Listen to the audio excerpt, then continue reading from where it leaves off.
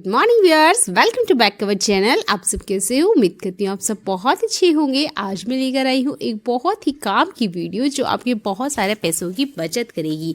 Video को and तक देखिएगा। वीडियो आपको अच्छा लगता है तो लाइक और शेयर करना बिल्कुल ना भूलें। ऐसे यूजफुल वीडियो मैं आपके लिए लेकर आती रहती हूँ जो आपके घर और किचन के काम को आसान बनाती है। पहला यूजफुल टिप मेरा टूथपेस्ट से जुड़ा हुआ है। कोई सा भी टूथपेस्ट जो भी आप यूज़ करते हैं, अक्सर खाली हो जाने के बाद हम इसे फेंक देते हैं। अगर आप इसे ठीक से देखेंगे ना तो आप जानेंगे इसके अंदर ना थोड़ा बहुत टूथपेस्ट होता है, ज़्यादा नहीं, इतना तो ज़रूर होता है कि 3-4 दिन आराम से निकल जाए। इसे निकालने के लिए आपने काफ़ी सारे ट्रिक्स देखे भी होंगे। आज एक और ट्रिक जान लीजिए। आपके घर में ना फॉग या कांटे वाली चम्मच ज़रूर होगी। आप मेरे हाथों को ध्यान से देखिएगा। आपने कुछ इस तरीके से इसमें अटकाना है और इसके बाद आगे की तरफ, ऊपर की तरफ हमें इसे घुमाना है। अब आप देखेंगे जितना भी इसके अंदर टूथपेस्ट है वो सारा का सारा ऊपर की तरफ इकट्ठा हो जाएगा। आप इसका यूज़ हर इस तरीके की पैकेट वाली चीज़ पे कर सकते हैं जो कि भी आप मार्केट से लेकर आते हैं। कोई क्रीम वगैरह भी इस तरीके से पैकेट में आई हुई है तो उसका भी आप यूज़ कर सकते हैं। टूथपेस्ट तो चलो थोड़ा सस्ता आता है तो चलता है, पर कुछ क्रीम्स ऐसी होती हैं जो कि लैक्मे की होती है, वो काफ़ी ज़्यादा महंगी होती है। और भी दूसरे प्रोडक्ट होते हैं जो कि काफ़ी ज़्यादा कॉस्टली होते हैं, 2000 से ऊपर उनके प्राइजेस होते हैं। तो आप समझ सकते हो कि वहाँ पर ग्राम के कितनी वैल्यूज़ होती है। तो आप ना हर चीज़ का अच्छे से यूज़ कर सकते हो इस फॉग की मदद से। तो मैंने यहाँ आपको टूथपेस्ट के ऊपर करके दिखाया है। आप ऐसी पेस्ट वाली या इस तरह के ट्यूब में जो भी सामान आ रहा है उसके लिए फॉग का यूज़ कर सकते हैं। थोड़ा सा मुझे इसमें टाइट ज़रूर लगा क्योंकि एक ही बार में मुझे रिजल्ट मिल गया, बार बार मुझे इसे करना नहीं पड़ा और जितना भी पेस्ट था ना वो सारा का सारा ऊपर की तरफ इकट्ठा हो गया। तो उम्मीद करती हूँ ये वाला हैक आपकी बहुत ज़्यादा काम आएगा। अब आप देख सकते हैं 2 बार मैंने घुमाया और जो ट्यूब है वो बिल्कुल ही पापड़ जैसा हो गया। जितना पेस्ट था ना वो सारा का सारा ऊपर आ गया। उम्मीद करती हूँ ये वाला ट्रिक आप ज़रूर यूज़ करेंगे। आप अगर करते हैं तो कमेंट करके बताइएगा। चलिए देख लेते हैं आज का अगला यूज़फुल हैक।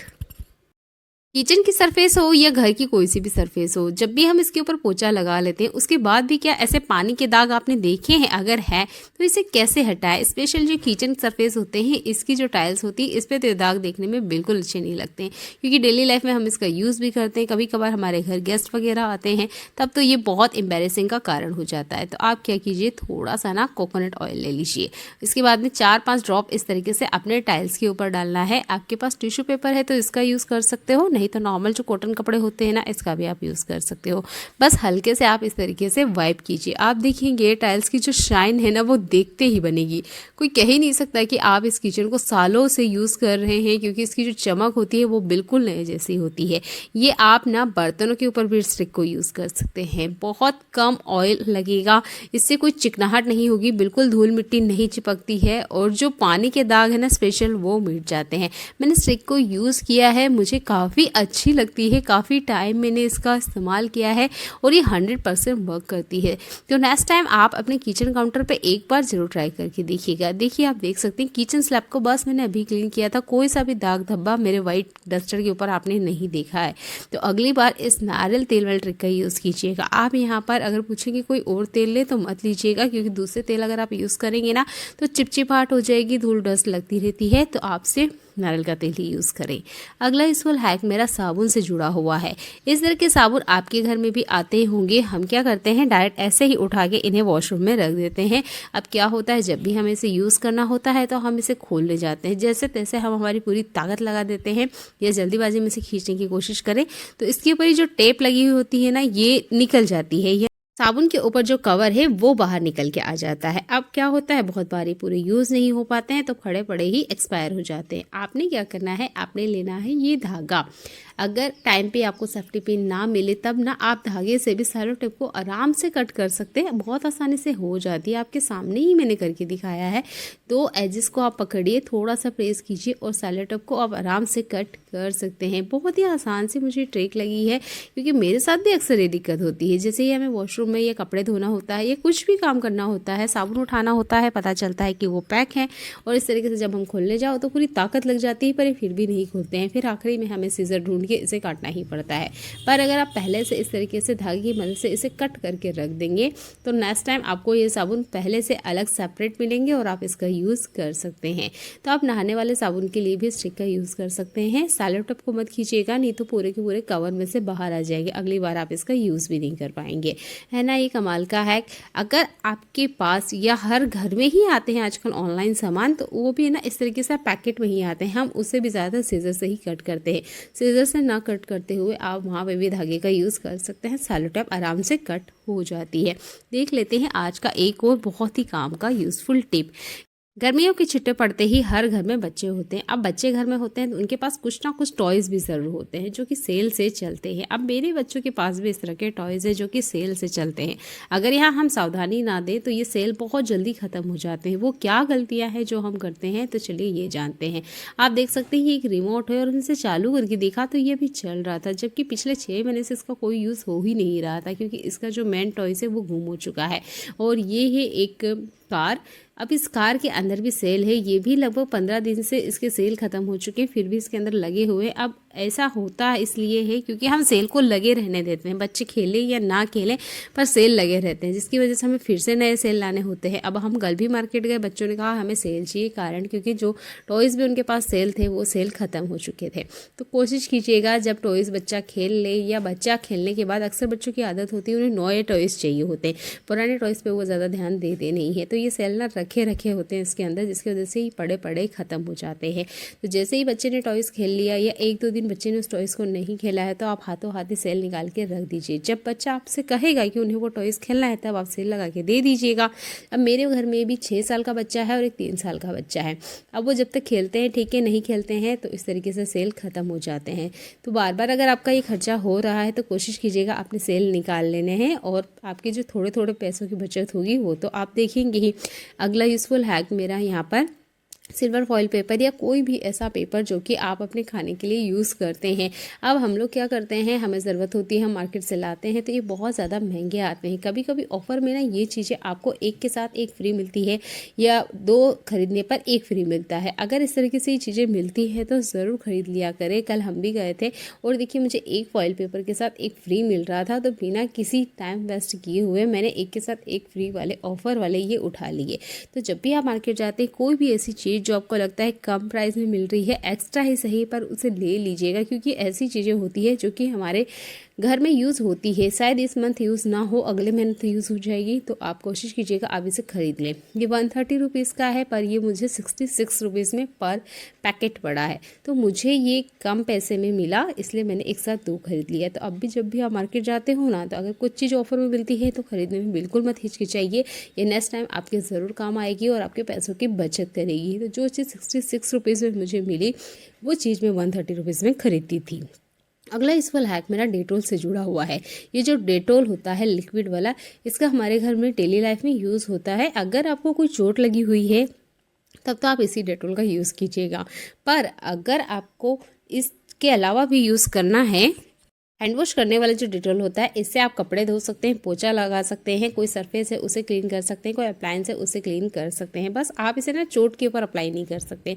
तो आप ना ये वाला जो पैकेट वाला डेटोल है इसका यूज़ कर सकते हैं। बहुत कम प्राइस पड़ता है इसका, ये मात्र 35 रुपीज़ में मुझे मिला है। तो मैं 3 से 4 पैकेट हमेशा अपने पास रखती हूँ ताकि मैं इसका यूज़ कर सकूँ। अगर आपको चोट लगी है या नहाने के लिए यूज़ करना है तब आप ये लिक्विड वाले डेटोल का यूज़ कीजिएगा, क्योंकि इसका प्राइस भी काफ़ी ज़्यादा होता है।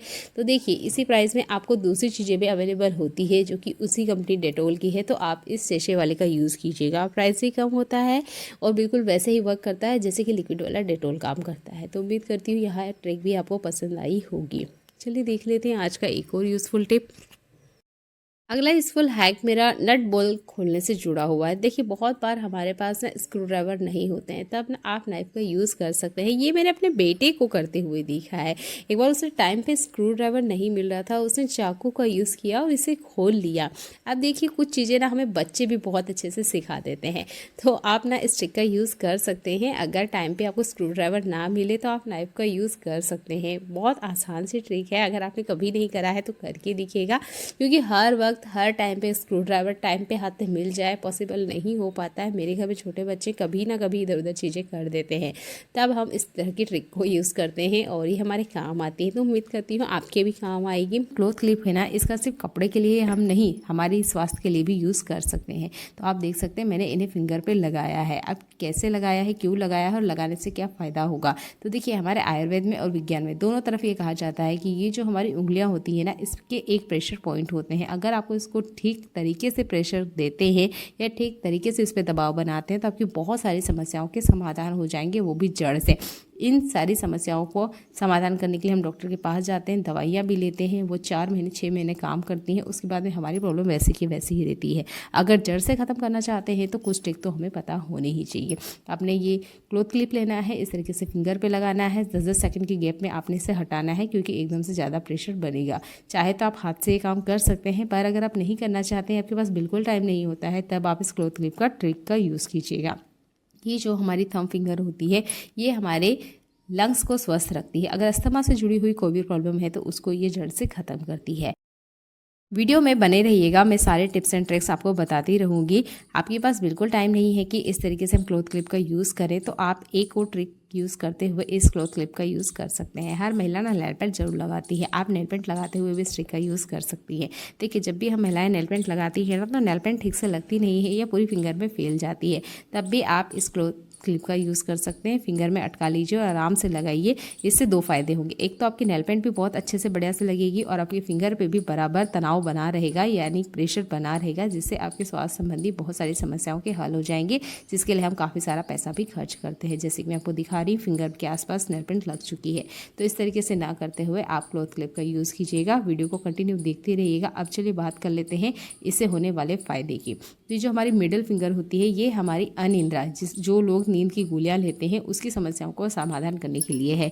तो आपकी जो मिडिल फिंगर है ना, इस पे भी आपने लगभग 60 सेकंड के लिए प्रेशर बना के रखना है। ब्लड प्रेशर से रिलेटेड अगर कोई सी भी प्रॉब्लम है, ब्लड प्रेशर हाई होता है या लो होता है, उसको बिल्कुल नॉर्मल करने के लिए आप इस मिडिल फिंगर के ऊपर हल्का सा प्रेशर बना के रहिएगा। हमारी जो रिंग फिंगर होती है ये भी हमारे पेट संबंधी समस्याओं को हल करने के लिए काम करती है। अगर पेट में किसी भी तरीके से दर्द रहता है, तकलीफ होती रहती है या आंतों में कोई प्रॉब्लम है, तो उसके लिए आप अपनी रिंग फिंगर को हमेशा हल्का सा प्रेशर करते रहे दिन भर, अगर आपको ज़्यादा ही प्रॉब्लम होती है तब। जो लास्ट हमारी होती है जिसे हम पिंकी फिंगर भी कहते हैं, ये हमारे माइग्रेन से जुड़ी हुई बहुत सारी समस्याओं के हल करती है। इसके लिए भी काफ़ी सारे लोग दवाई लेते हैं। तो ये सारी दवाइयाँ ना लेते हुए या आपकी जो दवाइयाँ चल रही है उन्हें भी आप कंटिन्यू रखिएगा। उसके साथ में आपकी ये जो पिंकी फिंगर होती है इसको भी 60 सेकंड के लिए हमेशा प्रेस करते रहिएगा। कम से कम 3 बार कीजिएगा अगर आप दवाइयाँ लेते हैं। अगर आप कोई दवाइयाँ नहीं ले रहे हैं माइग्रेन से जुड़ी हुई, तब आप दिन में 1 बार कीजिएगा। उम्मीद करती हूँ आज के यूज़फुल ट्रिक आपको ज़रूर पसंद आया होगा, क्योंकि ये वाली ट्रिक ना हर किसी को पता होना चाहिए। हर इंसान के लिए आज के टाइम पे ये काम करेगा, क्योंकि हर किसी के पास इतना टाइम होता ही नहीं है कि वो अपने स्वास्थ्य पे ध्यान दे, और अगर बीमार होते भी हैं तो डायरेक्ट डॉक्टर के पास चले जाते हैं, जिससे हमें टेम्प्रेरी रिलीज मिलता है जब तक कि हमारी दवाइयाँ चलती है। परमानेंट आपको इलाज चाहिए, ये आप चाहते हो कि आपको बिल्कुल ही 100% समाधान मिले, तो आप ना अपने फिंगर की तरफ ध्यान दीजिएगा। हमारे फिंगर का अगर हम ठीक तरीके से ध्यान देते हैं या प्रेशर पॉइंट को टाइम टू टाइम ठीक से प्रेस करते रहेंगे, तो आपको कोई सी भी समस्याएं नहीं होगी। स्पेशल जो आज के टाइम पे कॉमन है, स्पेशल जो नींद ना आने की प्रॉब्लम है, सिर दर्द होना है, पेट दर्द है, ये प्रॉब्लम ना आज के टाइम पे हर किसी को होती है। ऐसा नहीं है कि छोटे बड़े सबको ये होती है। तो आप ना अपने फिंगर्स पे ही ध्यान दीजिएगा। फिंगर्स पे आप ध्यान देंगे तो आपकी बहुत सारी समस्याओं के हल हो जाएंगे। अगर आपके पास बिल्कुल टाइम नहीं है तो जब भी आप नेल पेंट लगाते हैं तब इस ट्रिक का यूज़ कीजिएगा। उम्मीद करती हूँ आज का यूज़फुल ट्रिक आपको पसंद आया होगा। प्लीज़ अगर ये ट्रिक आपको पसंद आता है तो लाइक और शेयर कर दीजिएगा, क्योंकि इस तरह की समस्याओं का अक्सर हम समाधान ढूंढते ही रहते हैं और बहुत सारे पैसे भी खर्च कर देते हैं। ये फ्री वाली ट्रिक है तो ज़रूर यूज़ करके देखिएगा। चलिए देख लेते हैं आज का अगला यूज़फुल हैक। कुकर का हमारी डेली लाइफ में ज़रूर यूज़ होता है। दाल बनाने के लिए, चावल बनाने के लिए, खिचड़ी बनाने के लिए, बहुत सारे काम के लिए हम कुकर का यूज़ करते हैं। पर अगर कुकर टाइम पे काम ना करे या थोड़ा बहुत ख़राब हो जाए तो क्या करें। अब देखिए मेरा भी कुकर ना हल्का सा ख़राब हो चुका है। इसमें ना साइड से पानी निकल रहा है। ये जो बीच में एक आप देख रहे हो ना छोटा सा रिंग, इसमें से पानी बाहर आ रहा है। अब मैंने कुकर तो चढ़ा ही दिया है, चावल भी डाल दिए हैं, नमक भी डाल दिए हैं, पर इसी टाइम पे हम किसी को ढूंढें जो कुकर हमें ठीक करके दे, तो ये पॉसिबल नहीं हो पाता। ये अभी हम मार्केट नहीं जा पाते, तब एमरजेंसी के लिए ना आपको ये ट्रिक काम करेगी। तो आप ना आटा लीजिएगा, जो गीला हुआ आटा होता है गूंधा हुआ, इसका यूज़ कीजिएगा और इस तरीके से इसके ऊपर लगा दीजिएगा। ये देखिए आराम से ये काम करेगा, आटा बिल्कुल नहीं निकलता है। जब प्रेशर बनेगा ना तो ये पक के यहीं का यहीं चिपक जाता है, ना कि बाहर निकलता है। तो आप ना यहाँ पर गीले आटे का यूज़ कीजिएगा। ये जो गूंथा हुआ आटा रहता है ये थोड़ा सा कटोरी में गूंथ लीजिएगा जब आपको ये ट्रिक यूज़ करना हो। इस तरीके से बस आप इसके ऊपर लगा के छोड़ दीजिएगा। इसके बाद में आप कुकर को बंद कर दीजिएगा। चलिए ये ट्रिक ना मैं आपको यूज़ करके भी बता रही हूँ, ऐसा नहीं है कि सिर्फ ये मैंने अपनाया है और आपको दिखाया है। अब मैं कुकर में लगा रही हूँ और मैं चावल पका के आपको दिखाऊंगी, बिल्कुल भी पानी बाहर नहीं आया था। इसी ट्रिक का यूज़ ना आप पूरी कुकर रिंग के ऊपर भी कर सकते हैं, पूरे कुकर के आसपास भी आप आटा लगा सकते हैं अगर कुकर में से बहुत ज़्यादा पानी आता है। अब यहाँ पर मैं इसे पकाते पकाते बच्चे ने कहा कि मम्मी अंडा भी बॉईल कर दीजिए। तो देखिए बीच में ग्लास में मैंने अंडे रख दिए थे और ये भी बढ़िया से पक गए थे। तो देखिए एक साथ ना आप दो चीज़ें भी काम में ले सकते हैं। अब यहाँ पर मैं आपको चावल दिखा देती हूँ। देखिए चावल बहुत बढ़िया से पका हुआ है और ये जो आटा है ना ये भी अच्छे से मतलब पक के चिपक गया था, कुछ भी इसमें से बाहर नहीं आया है। तो आटे वाले ट्रिक का आप बराबर यूज़ कर सकते हैं, कोई नुकसान नहीं होता है और आपको जो काम है ना इमरजेंसी में निकल जाता है। और जो चावल है वो भी बढ़िया से पक गए हैं। जब अगली बार आपके पास टाइम हो तब आप कुकर ठीक करवा लीजिएगा, पर अगर आपके पास टाइम नहीं है और अभी आपको चावल दाल या कुछ भी बनाना है तब ना आप इस ट्रिक का यूज़ कर सकते हैं। गर्मियों के मौसम में ना हर कोई नहाना पसंद करता है, पर स्पेशली जो इस तरह के छोटे बच्चे होते हैं ना जो 10 साल से नीचे होते हैं, अगर आप उन्हें 10 बार पानी नहाने के लिए दोगे तो 10 बार दिन में नहा लेंगे। पर कोशिश कीजिएगा, बच्चे छोटे हैं, इन्हें कभी भी ना दिन भर नहाने के लिए मत दीजिएगा। 2 ही टाइम आप फिक्स कीजिएगा, एक सुबह और एक शाम। दिन में अपने बच्चे को नहीं नहलाना है और नहलाने के बाद इन्हें टॉवल से अच्छे से साफ करना है। गीले बदन पर कपड़े नहीं पहनाना है, गरम गरम हवा लगेगी और इन्हें लू लग सकती है। तो कोशिश कीजिएगा अच्छे से बच्चे को सुखाना है, उसके बाद ही इन्हें कपड़े पहनाना है। नहलाने का टाइम 2 ही रखिएगा, सुबह और शाम। दोपहर में गलती से मत नहलाइएगा क्योंकि गर्मी इतनी ज़्यादा हो रही है कि बच्चे बीमार हो जाते हैं और हमें पता तक नहीं चलता है कि बच्चे कैसे बीमार हो गए हैं। तो इनके नहलाने के टाइम पर आप ज़रूर ध्यान दीजिएगा। इन्हें सुबह और शाम 2 ही टाइम आपने नहलाना है। अगला यूजफुल हैक मेरा बटर से जुड़ा हुआ है। ये जो बड़ी साइज़ का बटर होता है ना, इसके साथ ये दिक्कत होती है कि इसे हम फ्रिज में रख दें तो ये सख्त हो जाता है, बाहर रख नहीं सकते क्योंकि चलेगा ही नहीं, ख़राब हो जाएगा एक ही दिन में और मेल्ट भी हो जाता है। अब इसे जब हमें यूज़ करना होता है तो मान लीजिए अभी मुझे यूज़ करना है तो इसे मुझे 15 मिनट पहले निकाल के रखना होगा, नहीं तो ये इतना ज़्यादा सख्त होता है कि ना चम्मच से निकलता है, फिर हमें कटर और पता नहीं क्या क्या ट्रिक यूज़ करने पड़ते हैं। तो देखिए एक ही बार मैं आपको ट्रिक बता रही हूँ और आपकी जो समस्या है ना उसका हल हो जाएगा। तो बटर को पहले निकाल लीजिए, 15 मिनट के लिए आप रूम टेम्परेचर पे आने दीजिए। उसके बाद में आपके पास बटर पेपर है तो उसका यूज़ कीजिएगा। यहाँ पर हमें बटर पेपर का ही यूज़ करना है क्योंकि हमें इसकी लाइफ लाइन कम नहीं करनी है। अगर 6 महीने बाद भी हम इसका यूज़ करें तो बिल्कुल वैसे ही फ्रेश होना चाहिए। तो मैं तो बटर पेपर का ही यूज़ करने के लिए आपको कहूँगी, कुछ और मत यूज़ कीजिएगा। तो यहाँ पर मैंने बटर पेपर की कटिंग्स की है, तो आप अपने हिसाब से इसकी छोटी बड़ी कटिंग कर सकते हैं कि आपको बटर का जो क्यूब है वो कितना छोटा चाहिए। तो मैं थोड़ा सा बड़ा ही यहाँ बटर पेपर को कट करी हूँ। मुझे बड़े बड़े क्यूब चाहिए क्योंकि हमारे घर में 5 लोग रहते हैं और इतना बटर एक टाइम पे यूज़ हो जाता है। अगर आप छोटे छोटे क्यूब रखना चाहते हैं तो आप छोटे क्यूब के अकॉर्डिंग यहाँ पेपर की कटिंग कीजिएगा। तो मैंने यहाँ पर थोड़े से बड़े ही पेपर की कटिंग करी है। इस तरीके से आप इसे मेजरमेंट कर लीजिएगा और कट कीजिएगा। पेपर कटिंग के बाद में आप एक नाइफ लीजिएगा, इसके बीच में कुछ इस तरीके से अटका दीजिएगा और देखिए बटर पे आपने इस तरीके से कट लगाना है, जैसे कि मैं आपको दिखा रही हूँ। बीच में इस तरीके से आप इस बटर पेपर को अटका दीजिएगा। ये देखिए जैसे कि मैं अपने आप को दिखाया ही है। मुझे लगा ये पेपर थोड़ा सा छोटा हो रहा है तो मैंने थोड़ा सा ना बड़ा पेपर लिया है और नाइफ भी मैंने थोड़ा सा बड़ा ही लिया है। मैं फिर से एक बार और कट करके आपको दिखा रही हूँ। बिल्कुल इसी तरीके से आपने बटर को कट कर लेना है। ये देखिए आप चाहें तो यहाँ पर क्यूब की साइज छोटी बड़ी जैसे मैंने आपको कहा वैसा कर सकते हैं। चलिए एक को मैं पैक करके आपको दिखा रही हूँ। इस तरीके से आपने पकड़ना है। ये देखिए इतना बड़ा क्यूब हमारे यहाँ एक टाइम पे यूज़ हो जाता है, इसलिए मैंने इतना बड़ा कट किया है। अगर आपके यहाँ कम यूज़ होता है तो इसकी साइज़ ना आप छोटी कर सकते हैं। इसके बाद में आप आराम से बटर पेपर में इसे कवर कर लीजिएगा। नेक्स्ट टाइम जब भी आपको यूज़ करना होगा तो पूरे बटर को कट करने की दिक्कत नहीं होगी, ठीक है। तो नेक्स्ट टाइम जब भी आपके घर में इस तरह का बटर आता है तो आप ना इस ट्रिक को यूज़ कीजिएगा। छोटे छोटे क्यूब में आप इसे कट कर लीजिए। उसके बाद में जब आपका मन चाहे तब इसे यूज़ कीजिएगा। मुझे ये ट्रिक बहुत ज़्यादा पसंद आती है क्योंकि बहुत बार ना हम छलनी का यूज़ करते हैं, बहुत सारी चीज़ों का यूज़ करते हैं इसको कट करने के लिए, पर ये ठीक से कट होता नहीं है और जो इसकी शेप साइज़ होती है वो भी ख़राब हो जाती है। अब अगर डेली लाइफ में आपने यूज़ करना है तो कुछ ट्रिक तो हमें आनी ही चाहिए। इस ट्रिक को आप यूज़ कीजिएगा और अपने काम को आसान बनाइएगा। मैं एक और बटर पेपर आपके सामने करके बता रही हूँ कैसे करना है। इस तरीके से आपने फोल्ड करना है, इसके बीच में आपने चाकू लगाना है आपने चाकू यहाँ सीधा नहीं उल्टा लगाना है, सीधा लगाओगे तो बटर पेपर कट जाएगा। इस तरीके से बटर पेपर के ऊपर आपने इसे अटकाना है और आपने हल्के से प्रेशर देते हुए इसे कट कर देना है। आराम से कट जाता है, जैसे कि मैंने आपको कहा इसे 15 मिनट के लिए पहले बाहर रखिएगा, ये रूम टेम्परेचर पे आ जाएगा, फिर आराम से ये कट हो जाता है। बार बार आपको ये काम ना करना पड़े इसलिए मैं आपको ये ट्रिक बता रही हूँ। तो यहाँ मैंने बड़े साइज़ के क्यूब कट किए हैं और इसको मैं अच्छे से कवर कर दे रही हूँ ताकि इसमें से कुछ भी बाहर ना आए। अगर ये थोड़ा बहुत भी देर अगर रूम टेम्परेचर पे बाहर रह गया है तो कवर करना बहुत ज़रूरी है, इसकी लाइफ लाइन भी बड़ी रहेगी और ये ख़राब नहीं होगा। देखिए इस तरीके से मैंने सारे के सारे क्यूब कट कर लिए हैं। उम्मीद करती हूँ ये वाला ट्रिक आपको पसंद आया होगा। इस तरीके से ना आप अपने साइज़ के अकॉर्डिंग छोटा बड़ा जैसे आपको चाहिए वैसे आप इसे कट कर लीजिएगा। आज का यूज़फुल वीडियो आपको कैसा लगा है कमेंट करके ज़रूर बताइएगा। अगर ये आपको अच्छा लगता है तो लाइक और शेयर कर दीजिएगा। चैनल पे पहली बार आए हैं तो चैनल को सब्सक्राइब कर लीजिएगा। ऐसी यूज़फुल वीडियो मैं आपके लिए लेकर आती रहती हूँ जो आपके घर और किचन के काम को आसान बनाते हैं। चलिए मिलते हैं अगली ऐसी यूज़फुल वीडियो में, तब तक अपना ध्यान रखिएगा। देखने के लिए आपका बहुत सारा धन्यवाद। Good morning viewers, welcome to back our channel. आप सब कैसे हो? उम्मीद करती हूँ आप सब बहुत अच्छे होंगे और हमेशा ही ऐसे खुश रहिएगा। आज का यूजफुल वीडियो एंड तक देखिएगा, आपके बहुत ज़्यादा ये काम आएगा और आपके बहुत सारे पैसों की बचत करेगा। चलिए स्टार्ट कर लेते हैं आज का वीडियो। पहला यूजफुल टिप मेरा स्लीपर से जुड़ा हुआ है। ये जो डेली यूज़ के स्लीपर होते हैं ना, कोशिश कीजिएगा जब भी आप इसे मार्केट से लेकर आए ऐसे कलर का चुनाव करें जो कि गंदे जल्दी से ना होते हो या लाइट कलर ना हो। जैसे ये पीला कलर हुआ, सफ़ेद हुआ, क्रीम हुआ, इस कलर के चप्पल या जो डेली वेयर स्लीपर है वो ना खरीदे। अब ये मेरे बच्चे के चप्पल हैं, वो इसे पहनना पसंद नहीं करता है। अगर एक दो बार भी पहन ले उसके बाद में बिल्कुल नहीं पहनता है।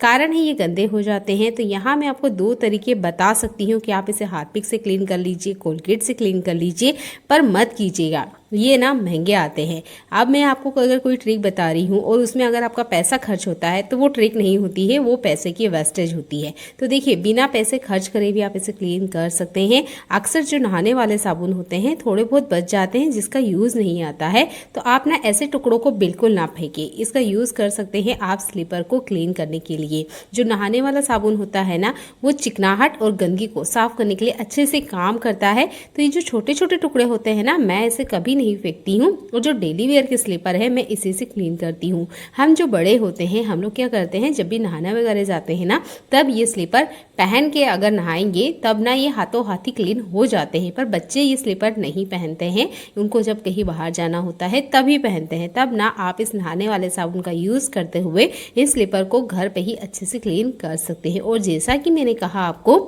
कभी भी लाइट कलर के डेली वेयर स्लीपर ना खरीदे। डार्क कलर के, ब्राउन हुआ, ब्लैक हुआ, एस कलर के आप स्लीपर खरीदें जो कि वेयर करने में आसान होते हैं और जल्दी से गंदे नहीं होते हैं।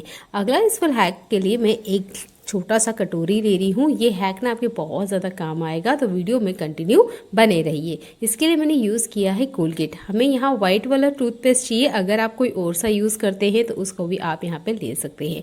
तो 2 बार में हम जितना टूथपेस्ट यूज़ करते हैं ब्रश करने के लिए उतना हमने एक बाउल के अंदर ले लेना है। इसके बाद में हमें लेना है यहाँ पे सरसों का तेल। देखिए हर चीज़ हम आपको मेजरमेंट से बता रहे हैं, इसलिए यहाँ चम्मच का यूज़ किया है। 2 बार में जितना ब्रश करते हैं उतना हमने टूथपेस्ट लेना है, 1 चम्मच इतना यहाँ पर हमने सरसों का तेल लेना है। मैं यहाँ आपको एक घरेलू रेमेडी बना के बता रही हूँ जो आपकी गर्मियों के सीजन में बहुत ज़्यादा काम आएगी। और तीसरी चीज़ हम यहाँ ले रहे हैं ग्लिसरीन। अगर आपके पास वैसलीन है तो आप उसका भी यूज़ कर सकते हैं। फिलहाल में हमारे पास ग्लिसरीन है तो हम इसका यूज़ करके आपको दिखा रहे हैं। तो जितना हमने सरसों का तेल लिया है उतना ही हमने यहाँ ग्लिसरीन भी लेना है। जो ग्लिसरीन होता है ना, वो हमारी स्किन को सुपर सॉफ्ट बना के रखता है और जो कोलगेट है वो दाग धब्बों को अच्छे से रिमूव कर देता है। सरसों का तेल इसलिए हमने यूज़ किया है कि क्या होता है, जब हम कोलगेट को यूज़ करते हैं ना तो हमारी स्किन थोड़े दिन बाद में रफ होने स्टार्ट हो जाती है या उस जगह से इचिंग होना स्टार्ट हो जाती है। तो सरसों का तेल वो इचिंग नहीं होने देगा। आपने अच्छे से इन तीनों चीज़ों को ऐड करना है, मिक्स कर लेना है, एक क्रीम का फॉर्म जैसे बन के रेडी हो जाएगा। इसका यूज़ करना है हमें हमारे पैरों के ऊपर। मैं बच्चों का पैर आपको दिखा रही हूँ। तो देखिए गर्मी की मौसम में भी पैर फटते हैं, मैं आगे आपको वीडियो में बताऊँगी, तो वीडियो में बने रहिएगा। आप देख सकते हैं जो बच्चे के पैर होते हैं ये सुपर सॉफ्ट सॉफ्ट होते हैं। तो ये बच्चों के पैर के लिए नहीं है ट्रिक, ये बड़ों के बच्चों के लिए है। ये है मेरे पैर। गर्मियों का मौसम आते ही मेरे पैर बहुत ज़्यादा फटते हैं। ऐसा नहीं है कि ये ठंड में फटते हैं, पता नहीं क्यों ये सिर्फ गर्मी में ही फटते हैं। ठंड में बिल्कुल मेरे पैर अच्छे रहते हैं, बारिश में भी अच्छे रहते हैं, पर गर्मी में ही फटते हैं। कारण है, और बहुत सारे लोगों को शायद ये होता भी है, गर्मी में जब हम बिना चप्पल के टाइल्स पे चलते हैं या बाहर गार्डन में बिना चप्पल के हम अगर मिट्टी पे चल जाएं तो हमारे पैर जो होते हैं उनकी स्किन खराब हो जाती है, इस तरीके से फटने लग जाते हैं। मेरे पैरों की हालत आप देख सकते हैं काफ़ी बुरी है। मैंने इन्हें क्लीन भी नहीं किया है क्योंकि मुझे आपको दिखाना ही था कि पैरों की हालत कितनी ज़्यादा बुरी है। अगर आपके पैर भी ऐसे होते हैं तो ये वाला क्रीम घर पर बनाइए, इसे आप अप्लाई कीजिए, एक बार में ही आपको रिजल्ट दिखेगा। मैं ये तो नहीं कहती कि 100% दिखेगा, पर हाँ काफ़ी हद तक आपके जो पैर है वो क्लीन हो जाएंगे। आपने ये क्रीम अप्लाई करना है, आपने इसे तब तक मसाज करना है जब तक कि ये अच्छे से स्किन के अंदर ना चले जाए या आपको ऐसा लगे कि हाँ ये अच्छे से ऑब्जर्व हो गई है, तब तक आपने मसाज करने हैं। मुझे यहाँ पर लगभग 6 मिनट के आसपास टाइम लगा। अच्छे से मैंने इसको बढ़िया से मसाज किया, जितना क्रीम था वो अच्छे से स्किन ने ऑब्जर्व कर लिया। कोलगेट ने इसके अंदर जितने भी दाग धब्बे थे वो हटा दिए। इसके बाद में मैंने कपड़े से अच्छे से बढ़िया से इसे वाइप किया है और अभी देखिए मैं आपको पैर दिखा रही हूँ। तो इसके जो क्रैक हिल्स के बीच में जो भी गंदगी थी वो सारी की सारी रिमूव हो चुकी है। ज़्यादातर जो पैर फटने का कारण है वो यही होता है कि धूल मिट्टी स्किन के अंदर चली जाती है। अभी भी यहाँ पर जो स्किन है या फटी हुई जो एड़ी है वो ठीक नहीं हुई है। इसे रिपेयर होने में लगभग क्या मुझे 3 दिन का टाइम लग गया। तो एक बार में मुझे इतना इसका रिजल्ट मिला है। 3 दिन बाद के पैर मैं आपको दिखा रही हूँ और ये देखिए जितनी स्किन फटी हुई थी ना वो अच्छे से बढ़िया से निकल गई थी। आपने इस क्रीम को डेली रात में लगाना है, पैरों पर रहने दीजिएगा, रात भर ही क्रीम काम करेगी। आप भी मार्केट से दवाई लेकर आते हैं तो एक बार इस ट्रिक को यूज़ करके देखिएगा, आपको बराबर रिजल्ट मिलेगा। और हफ्ते में 3 बार अप्लाई करेंगे तो पूरी गर्मी या कोई सब सीजन जब आपकी एड़ियाँ फटती है वो बिल्कुल भी नहीं फटेगी। आप मेरे पैरों को देख सकते हैं। ये 3 दिन के बाद का रिजल्ट मैं आपको दिखा रही हूँ। 3 दिन तक मुझे लगाना पड़ा, तब जाके मुझे इसका परफेक्ट रिजल्ट मिला है। अगला यूजफुल हैक मेरा केले से जुड़ा हुआ है। ये जो केला होता है ना हर सीज़न में हमारे घर में आता है। केला अगर लाते ही जल्दी ख़राब हो जाता है, 2 दिन भी नहीं चलता है, तो आप इस तरीके से रस्सी इसमें अटका लीजिए। इसके बाद में आप किसी भी जगह पे इसे हैंग कर सकते हैं।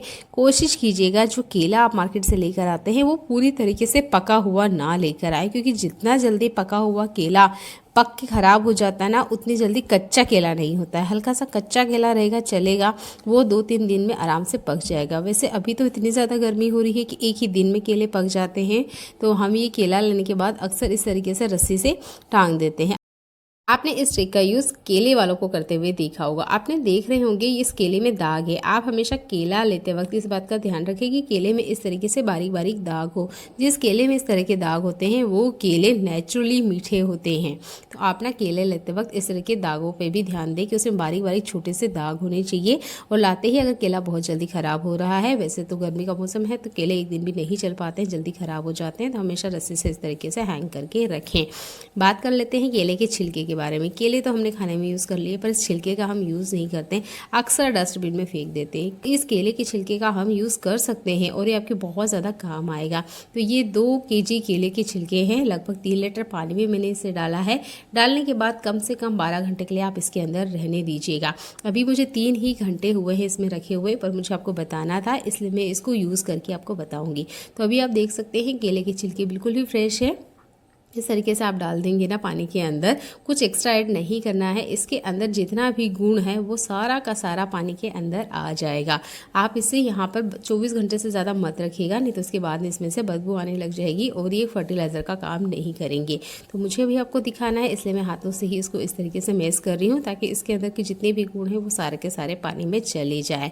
चलिए इसका यूज़ करके मैं आपको बताऊँगी कहाँ ये यूज़ होता है, क्या इसका फ़ायदा होता है। और आपको अगर छिलके इस तरीके से पानी में गलाना पसंद नहीं है तो सीधे छिलके का ही हम कैसे यूज़ करें।